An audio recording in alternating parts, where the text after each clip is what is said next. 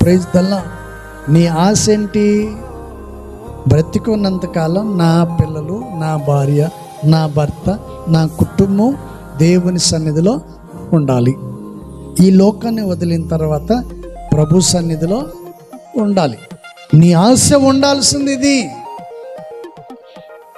ఎవరిని మోసం చేద్దాం, ఎక్కడ దోచుకుందాం ఏంటంటే ఇది కాదు మనకు ఉండాల్సింది. దోచుకోటాలు దాచుకోటాలు మనకు అవసరం లేదు. నువ్వు భక్తి గలవాడిగానే ఉంటావు, కనిపిస్తావు, చుట్టానికి భక్తిపరుడుగానే ఉన్నావు, భక్తిపరుడుగా భక్తిపరురాలుగానే కనిపిస్తావు. కానీ నీ సన్నిధిలో నువ్వేం చేస్తున్నావంట? నటిస్తూ ఉన్నావు. బాగానే ఉన్నాను అన్నట్టుగానే ఉన్నావు, కానీ లోపల ఏమైపోద్ది? సర్వ శరీరము పాడైపోతుంది. Praise the lord. చెట్టు మొదలు లోపల కుళ్ళిపోయింది అనుకో, చెట్టు చుట్టానికి పైన బాగానే ఉంది, కింద అడుగు భాగంలో ఏమైపోయిందంట? ఏర్లన్నీ కుళ్ళిపోయాయి, పురుగులు తినేసాయి.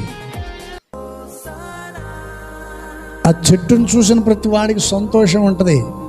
అరే చెట్టు భలే ఉంది, అందంగా ఉంది, పచ్చగా ఉంది, భలే ఉందిరా అని చెప్పి అందరు అనుకుంటారు, మెచ్చుకుంటారు. ఎప్పుడు?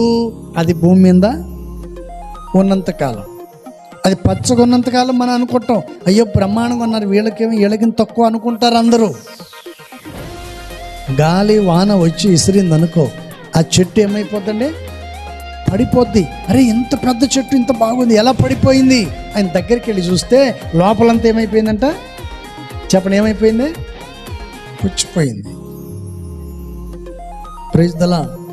ఆ తర్వాత తెలుస్తుంది నీ భక్తి జీవితం ఎలా ఉంది, నువ్వు భక్తిపరుడువా భక్తిహీనుడువా అనేది ఎప్పుడు తెలుస్తుంది? పడిపోయిన తర్వాత.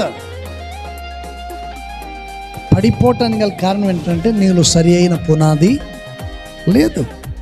పునాది లేనందువలన పడిపోతారు.